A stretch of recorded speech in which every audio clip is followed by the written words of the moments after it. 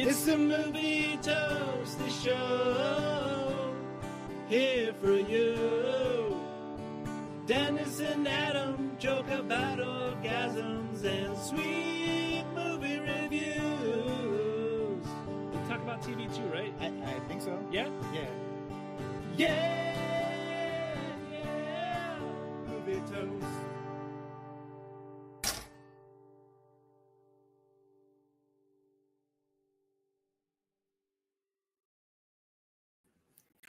What's up, Toasties? Welcome to episode 210 of Movie Toast News and Reviews. I'm Movie Toaster Adam here. If you're a usual listener or watcher of the show, you'll realize Dennis isn't here. There was a family emergency, so he wasn't able to be a part of this episode, but he sends his regards and he'll be back for episode 211. This is the first time that an episode of the show has been hosted by only one host. In the beginning, there were 4 hosts. Then there were 3, then there were 4, then there were 2, and tonight there is 1. Now, I said 210 episodes, but we had a slew of episodes before we started counting. Some lost episodes. So stick around for this episode to see if this experiment works or if we're going to crash and burn like the Hindenburg. Well, we always like to start the show with a little thing called news.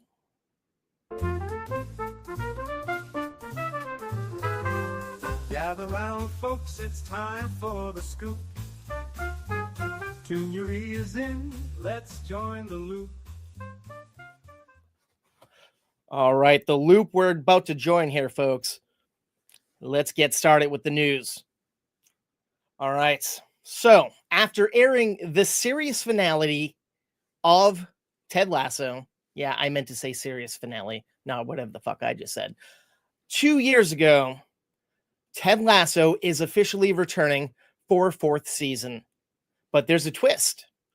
This season, Ted is going to be hosting, or I guess coasting. Wow, this is terrible.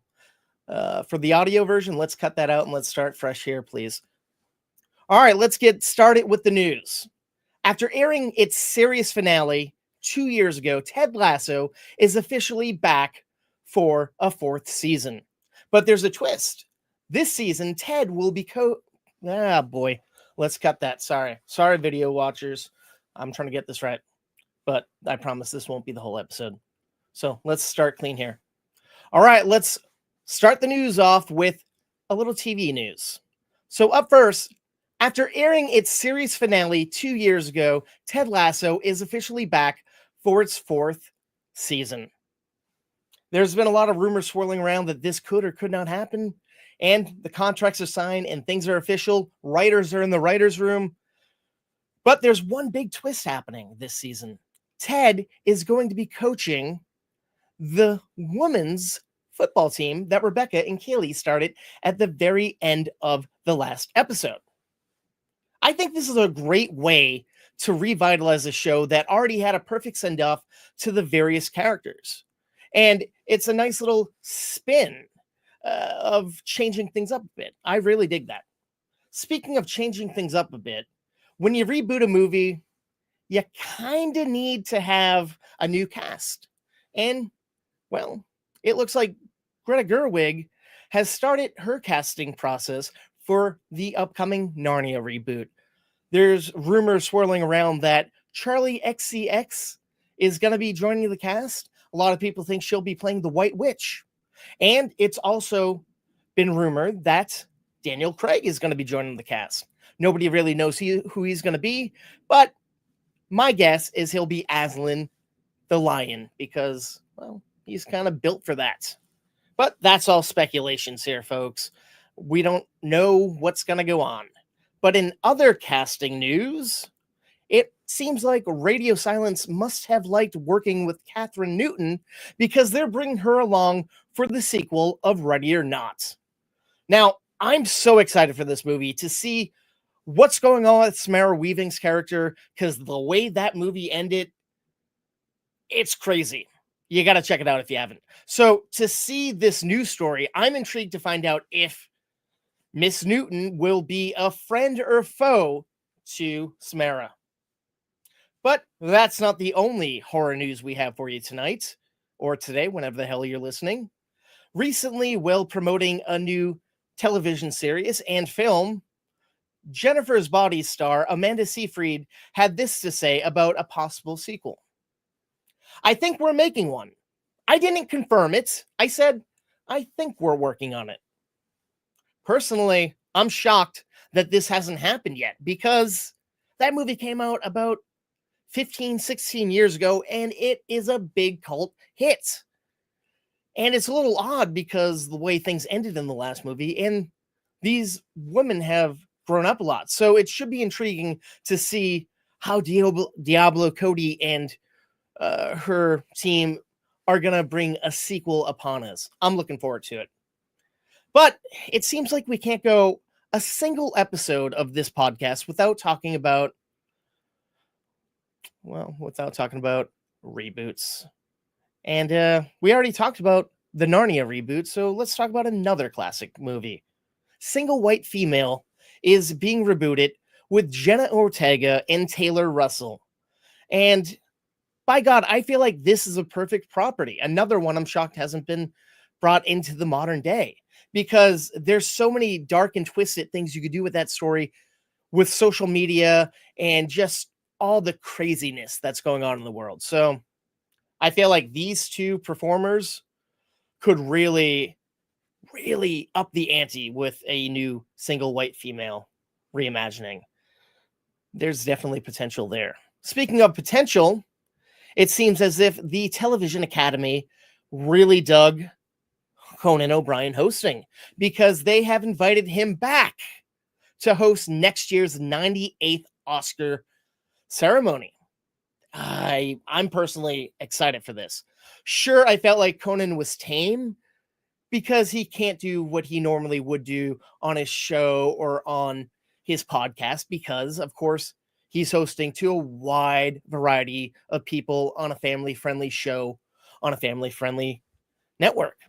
But, I mean, come on.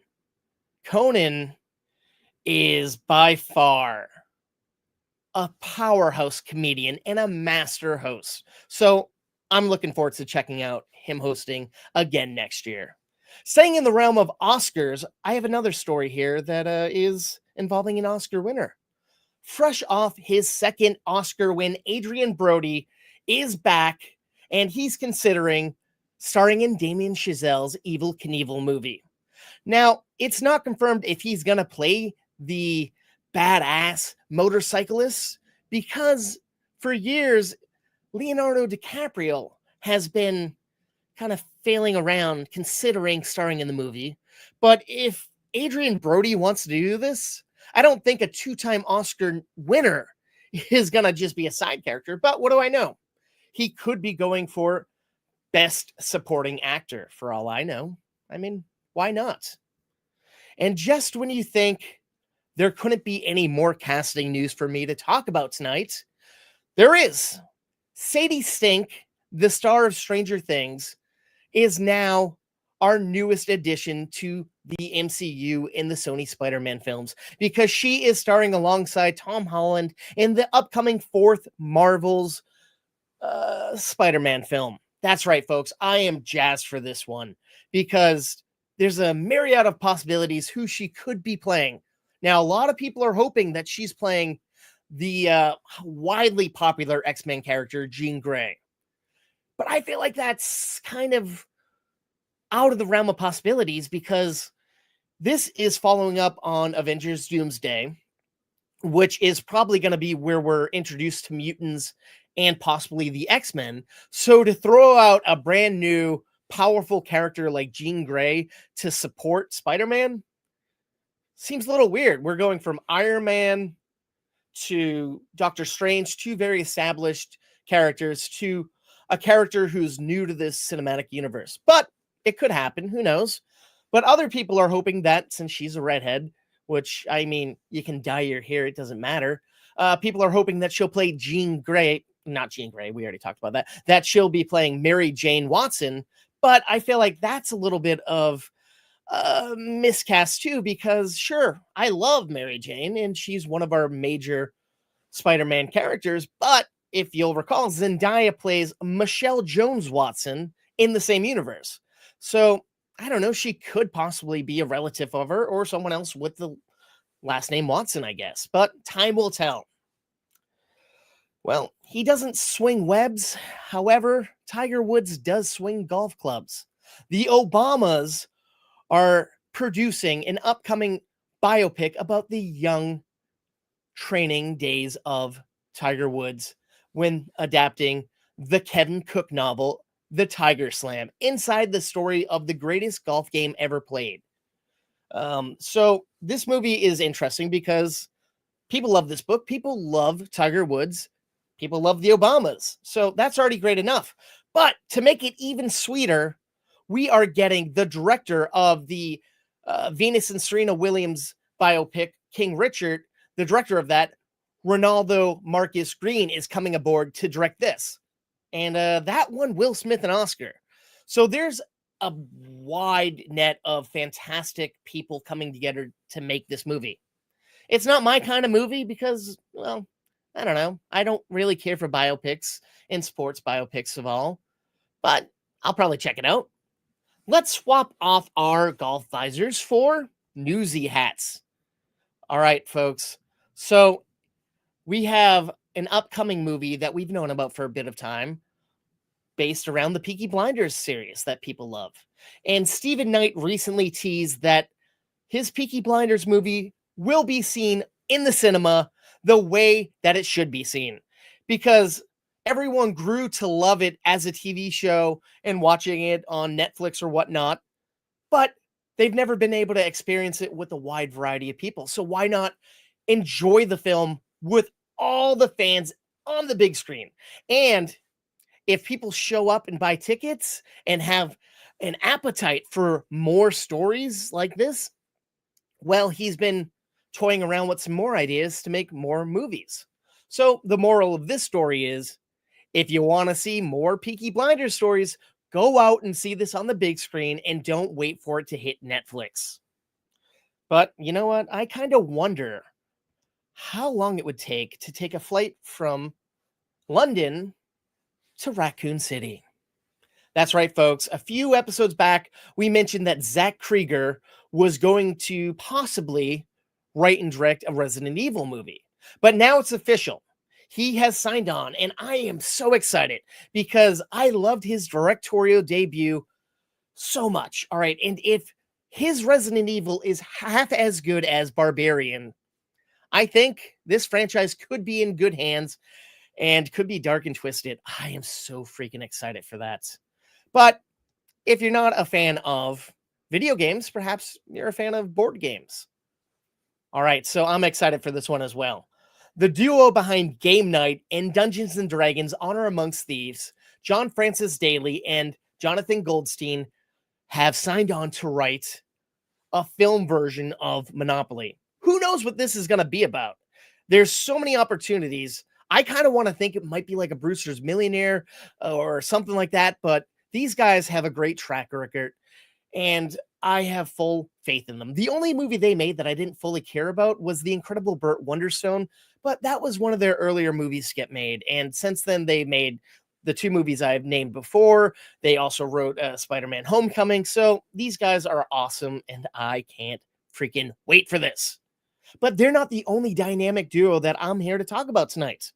So we've also been talking a lot about Keanu Reeves' comic book movie Berserk becoming a feature film. And now we have a writer. The writer is a guy who wrote, one of the writers who wrote The Batman. And his name is Mattson Tomlin. And we not only have him, but we also have a director. And I'm really excited for this director. I'm talking about the uber talented Justin Lin. All right, Justin not only made some fantastic episodes of Community, paintball episodes, the best paintball episodes, that's him. And he made some of the best Fast and Furious films.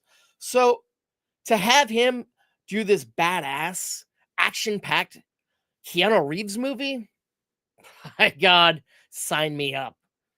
All right, so you know what? Maybe maybe you're not a fan of comic books, but maybe you're a fan of Westerns. There's a new Western coming to town, which is also a threequel. It was a prequel. Now it's a threequel. It was recently announced that Emilio Estevez is coming on board to co-write, direct, and star in Young Guns 3, Dead or Alive, shooting this summer. Not only that, but Kristen Slater and Lou Diamond Phillips are saddling back up for this threequel. I'm not a huge Western fan, but I know people love the Young Guns series, and it'd be interesting to see the Young Guns as old guns.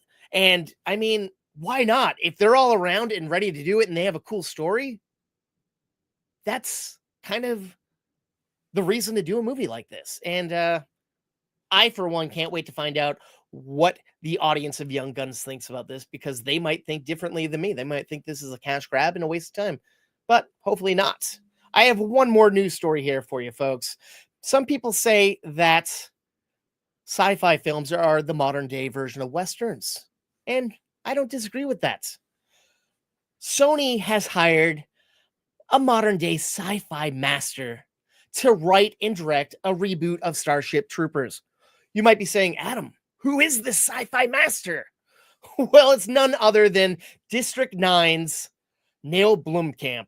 This guy did District 9, Elysium, and some other great sci-fi movies. So if he can put forth some of his knowledge and past experience into making this novel in the modern 21st century come to life on the big screen, I know I just said a lot of words that might not go together very well, but please stick with me. I'm going off the cuff. I'm not talking to Dennis here, because I don't have anyone to interact off of here. But I think that Neil Blomkamp is the perfect person to do this, and everyone loves Starship Troopers, so why not do a modern day version? Yes, we've had some straight to DVDs, and we had some animated, but this is a new imagining of the classic. I am so freaking excited. I can't wait to see this. Take my money now, I say. Well, folks, that's going to do it for the news. But there's a little segment that we like to do after the news, and that's called Polls.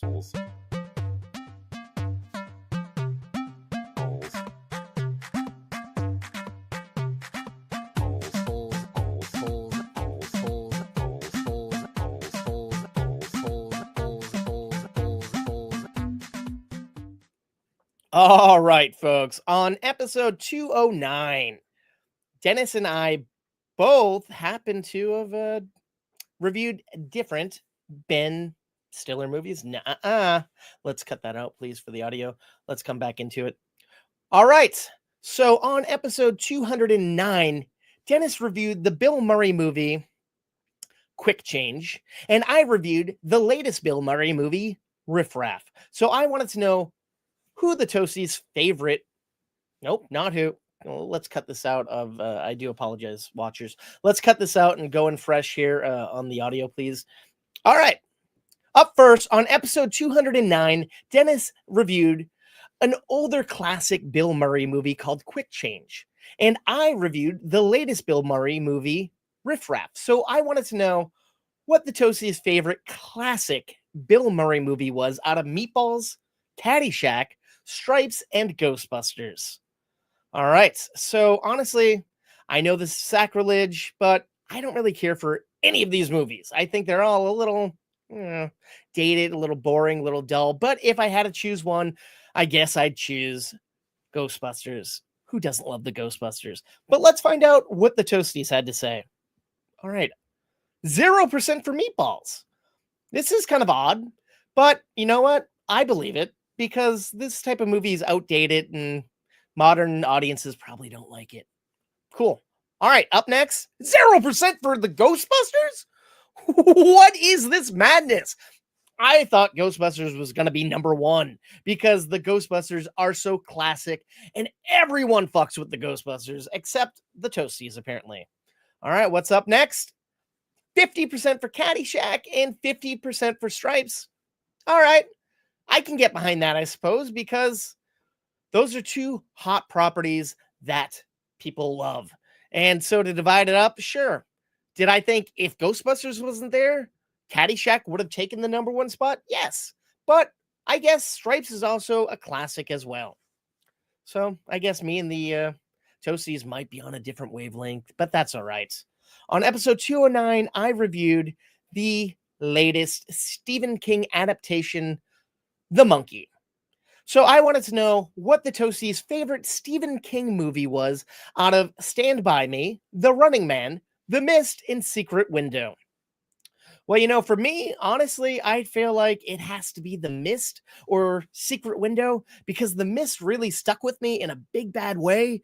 And I still think about the ending of that movie to this day. But Secret Window, I also remember seeing on DVD and being very excited about. So they both hold a special place in my heart. But let's find out where it lies with the Toasties. 0% for Secret Window. No love for Johnny Depp. All right, I get it. 0% for The Mist. Okay, me and the Toasties have to be on different wavelengths here. This was a Frank Darabont classic. But I guess let's find out what else the Toasties thought. 33% for Stand By Me. All right, I could see this. In my opinion, this movie was the worst on the list. I felt like this is a snooze fest, a giant stinker. But apparently the audience thinks it's better than the other two movies I've named. So that leaves 67% for The Running Man. And you know what? I'm not opposed to that. I kind of like that because Arnold kicked ass in that flick. And they're rebooting it right now. They're making a remake that Edgar Wright's doing. And it has a top-notch cast. I love Edgar Wright. I love this cast. And I feel like doing it today could be crazy. So I'm on board. So yeah, thank you for voting in the polls. If you're wondering how you can take part in polls yourself, that's pretty simple. You just got to head over to our X page, and there's always going to be a poll placed the Saturday after a new episode releases, and it runs for a full week, so you can vote throughout the week.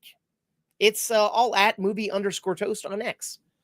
All right, folks, you didn't just come here to hear some news or hear me cry that I have bad taste in movies and the Toasties like better movies that I think are slightly boring.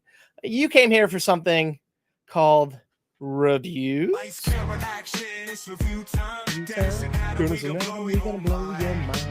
Stepping up to the plate, ready to swing. We're like a mad scientist with bling.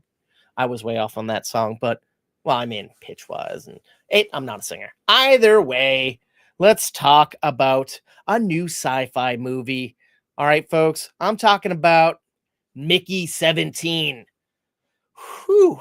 After borrowing money from a dangerous loan shark, Mickey realizes he's not going to be able to make his repayment in time.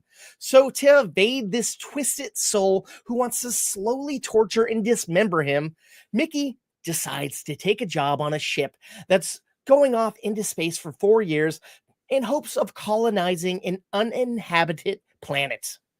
But little does Mickey know that the job he signed up for is to be an expendable, which is basically a human lab rat where you're put in the most deadliest of situations and you're bound to die. So every time Mickey dies, they reprint him out in a human printer and implant his memories into that new Mickey. And we start this movie off with Mickey 17. He's left for dead on a dangerous mission, and they print off a Mickey 18. But little do they know, Mickey 17 isn't dead. When he shows back up to his bunk, he discovers Mickey 18, and they realize they are not gonna be able to survive if anybody finds out that they're duplicates, because duplicates are illegal and they're both murdered. And this starts a cat and mouse game amongst who should live, who should die, how to hide from people in a crazy situation. All right. This movie is getting ripped apart by critics and fans alike.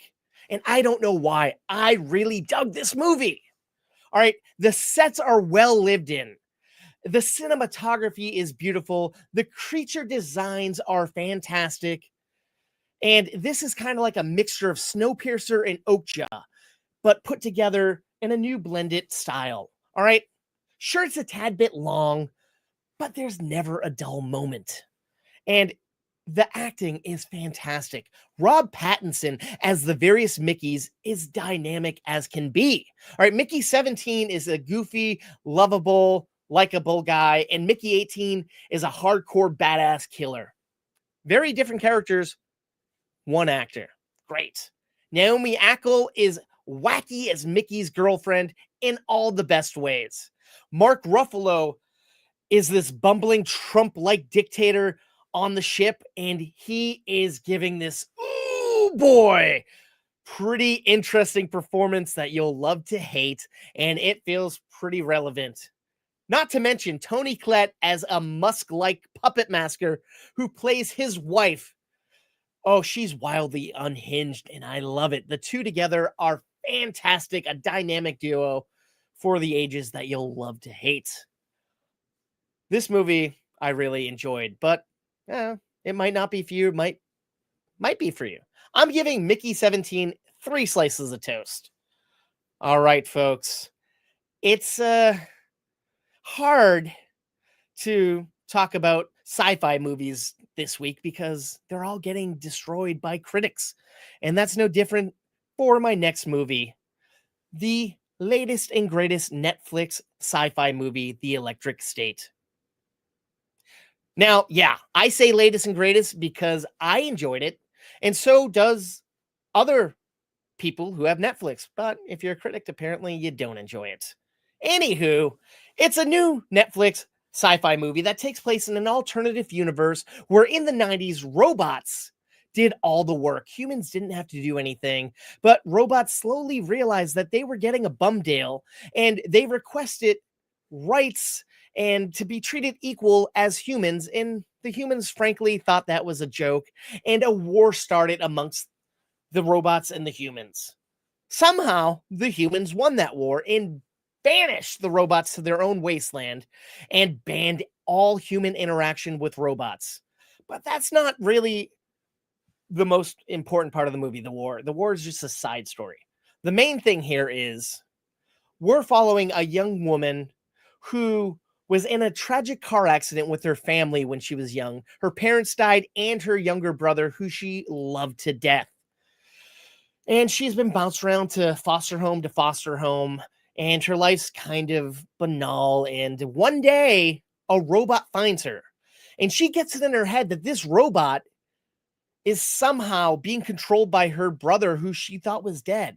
And she sets out on an epic quest to liberate her brother and start their lives over again for the good. Along the way, she gets assistance from a drifter and his robot companion. Then she meets some other robots, and she realizes robots aren't as deadly and evil as the humans make them out to be. In fact, they're lovely, and they want to help serve the human race, and they want to live in harmony with humans, and they hate being extricated. And by God, this movie, it's got a lot going on. And sure, it's a tad bit long. I kind of lost interest midways through the second act because it slowed down. But there's some good aspects here. Right? The cast is great. Millie Bobby Brown as our lead is dynamic. She is a total badass.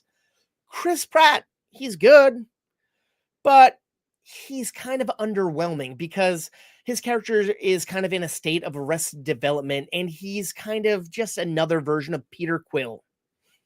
So I feel like we've seen this before, but he's fun. But my favorite part of this movie is Anthony Mackie as the voice of his robot counterpart. Now, sure, they put a robot voice modulator on him, so he sounds a little robot-y, but his charm and charisma bounces out of the robot, and he brings it to life, and he's just so charming. I loved it. And then there's a slew of fantastic cameos and other actors popping up in various situations in this movie. I really dug it, folks. All right. The CG was pretty solid. The character designs were great. Now, I'm not gonna lie, there's some jokes scattered in here that I thought were good, and then there's a few sappy scenes that are a little bland, but the action's fun. I will say, I think the biggest issue people have with this movie is the fact that it's not as good as Avengers Endgame. because it was written and directed by the folks who did that film. And it's hard to compare a standalone feature film based off a book that's not a big IP and had 20 other films as a rich backstory. It's hard to compare that. All right. Now, you can't just say, oh, this isn't as good as Marvel movies and it didn't deserve the budget that it got. I think it did because it didn't have rushed CG. It looked good. Everything about it was good except for the pacing. It could have been trimmed a bit, but whatever. This movie was definitely worth a watch. And if you have Netflix, I highly suggest you check out The Electric State. I'm giving it 2.5 slices of toast. All right. If you're a fan of espionage movies, have I got one for you? It's called Black Bag. All right. Black Bag is about a spy who's the best of the best. He's by the book. He hates liars and he's madly in love with his wife. And one day he's told that this very important piece of technology that if is in the wrong hands can bring death and destructions to millions of innocent souls. Well, his agency found out that it was stolen by someone at the agency, and he has to go through a list of people that not only is composed of his friends, but his wife is on the list. And not only that, but it's looking like his wife is the culprit of this crime. So it becomes quite a struggle for him. It's, do I stick with my good intentions? Do I do everything by the book and turn my back on my wife? Or do I throw my inhibitions out the window and essentially cover it up and make sure my wife is safe? It's a tough choice. But by God, it's riveting. So this movie is sleek and sexy. Michael Fassbender is perfect as this robot-like perfect secret agent, and Cate Blanchett is dazzling as his wife. It's brilliantly directed by Steven Soderbergh and sharply written by David Cope. There's action, there's drama, there's comedy, and a lot of sexy stuff goes down in this film. This movie feels like a movie that would crush it at the box office in the early 90s, or even possibly the late 90s. And frankly, I found that to be very refreshing. We need more movies like this on the big screen. I'm going to give Black Bag 3 slices of toast. You know what they say, you should never meet your heroes. And that is the moral of this next movie I'm about to tell you about. And that movie is called Opus. Opus is one hell of a movie. It's like a mixture of Willy Wonka and the Chocolate Factory and Get Out. So it's about a world-famous pop star who hasn't been seen in over 30 years. But this recluse singer is about to drop a new album.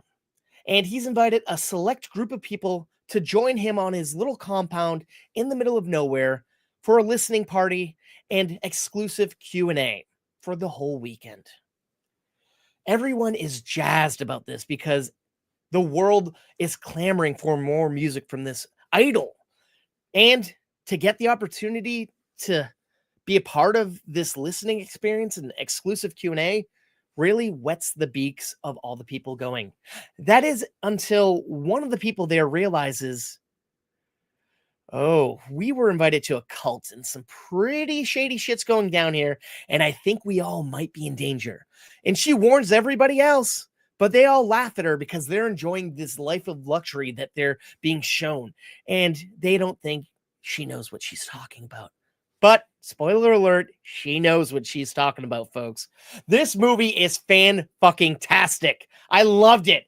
The story is compelling. The cinematography is really sharp, and it helps set the tone of the movie. The original music that this pop idol is singing is toe-tapping. The runtime is short. The action and horror are insane, and the cast is out of this world. You have A.O. Edenberry, John Malkovich, Amber Midthunder, Murray Bartlett, Juliette Lewis, Tony Hale, and so many other talented folks. The twists and turns are riveting, and I had a blast watching this madness unfold. So far, this might be my favorite film of the year. I'm going to give Opus 4 slices of toast.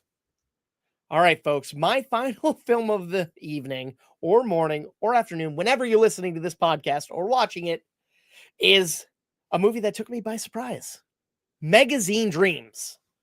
All right, folks, this movie is powerfully chilling. It's about a mentally handicapped man named Killian. He dreams of becoming a world-class bodybuilder, and he'll stop at nothing to be the best. However, everything he does feels like a misstep as he digs himself deeper and deeper into chaos. This film deals with some dark subject matter such as mental illness, toxic masculinity, racism, and harmful acts of violence against others.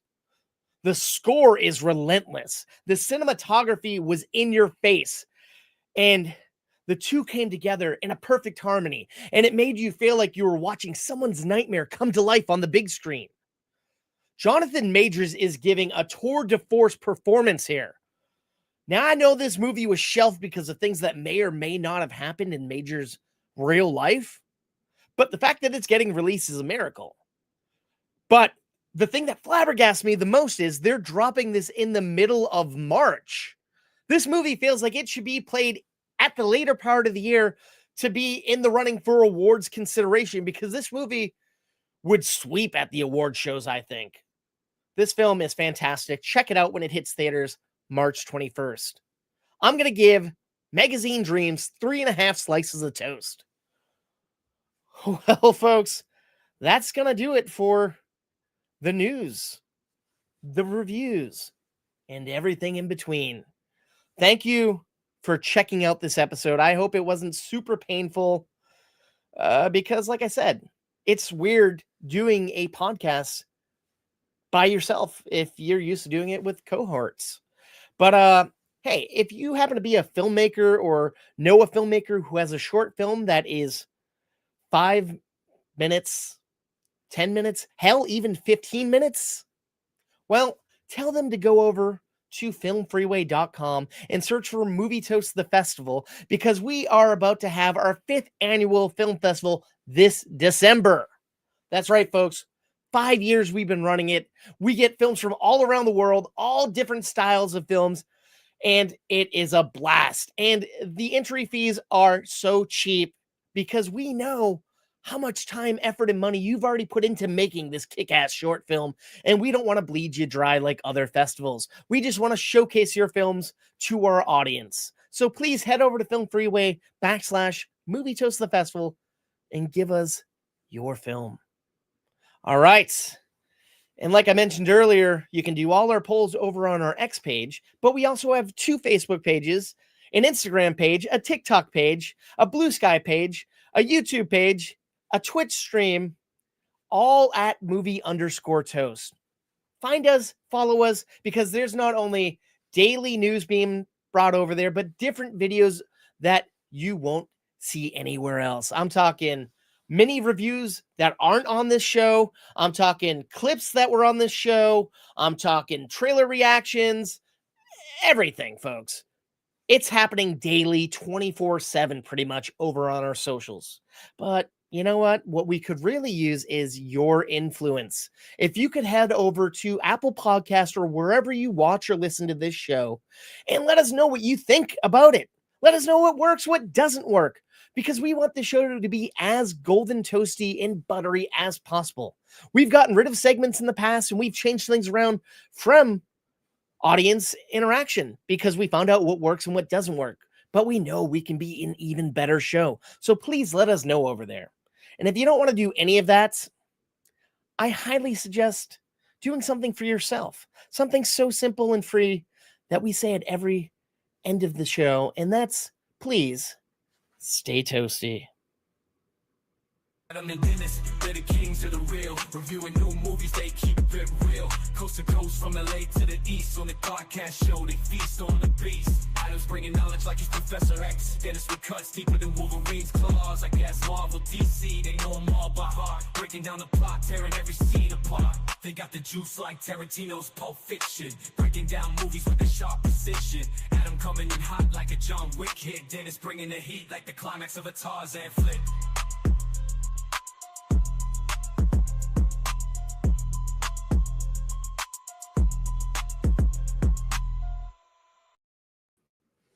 All right, folks. Thank you for sticking with us. I really appreciate you, all of you watching and listening to this. I like to put a little thing at the end of each episode, something different to talk about after the closing credits.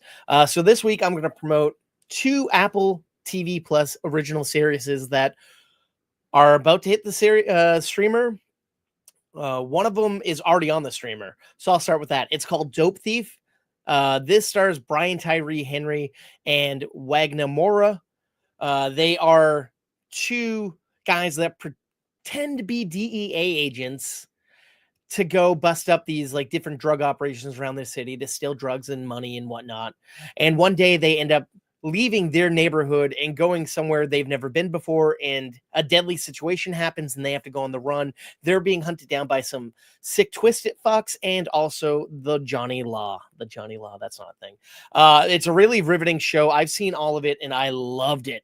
That's already on Apple TV Plus, but upcoming show that's coming, that if you like movies and TVs shows and you're watching and listening to this, I think you might be, if you're a fan, is a new Seth Rogen original comedy called The Studio. Seth Rogen plays a studio executive, a newly appointed studio executive, someone who said always, oh, if I ran the studio, I'd change things up. I wouldn't make schlocky shit. I would do stuff that people want to see and make cool things. And then he realizes you don't really get to do that. You're just someone else's puppet. And he's in some crazy situations. It's comedic, it's funny, it has a great cast, and they show you a lot of steps along the way of filmmaking, some real inside baseball stuff that I love because I work in the industry, and I don't work as a studio exec, but I worked in offices, I've worked on sets, I've done it all pretty much on a small below the line pace. And this opens you up. If you have ever wondered what it would be like to be at a studio or make something, this is definitely worth checking out. It's called The Studio. I believe it's coming out at the very end of the month. Check it out. Thank you all very much. And please stay toasty. And Dennis, if you're listening, bud, I hope you and your family are doing well. I can't wait to do this show with you again on episode 211. Thank you all, and please stay toasty.